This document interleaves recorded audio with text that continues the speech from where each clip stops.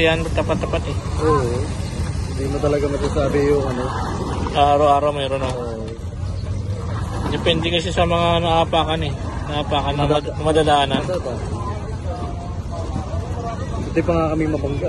Ayo? Sa amin ganyan din. Kaya sa amin mga dilis. Dilis. Dilis ang inuuli namin. Ano naman doon, pukot. Ano yun sa gilid?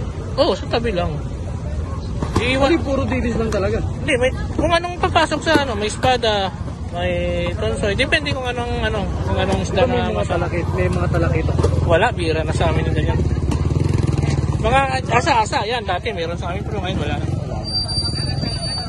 Dati, sa harap lang ng bahay namin, may mga nakahuli na eh. Oo. Nilain lang na. Oo. Pagka tumulong ka, may ano kaya tayo? Oo, libre ulam din doon. Kaya nga lang, limited, hindi naman atusawa. Hindi, ulam lang talaga. Ulam lang talaga. Pag mga dilis, yan.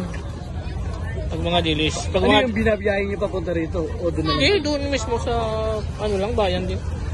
Kaya lang, mura isda rin, no? Mahal na rin, mahal ang isda doon. Maniwala. Presyo na rin. Mas mahal pa nga doon kaysa dito eh. Mura pa nga dito eh. Saan ba lugar?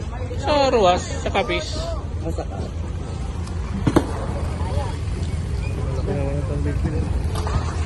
Marami siguro itong sa Sowi, with. Oo, marami yan. 40 banyera yan. 40 banyera? Oo. Puro bit. Sira-sira lambat niya, ganyan. Yan ang problema naman, lambat no? Oo, magkano yung lambat. Hindi mo rin maiwasan na hindi arya, no? Oo. Kung pwede lang iwasan eh, pwede iwasan eh.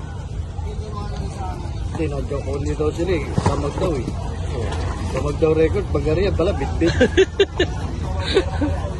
Ay di, sa record yan, malalaking galaw niyan. Hindi. Basta't damag. Hindi alam kung ano-ano. Hindi ka alam kung ano isda. Oo. Kung mayroon na sana yung computer ngayon, no? Diba, may pangalan na kung anong isda, no?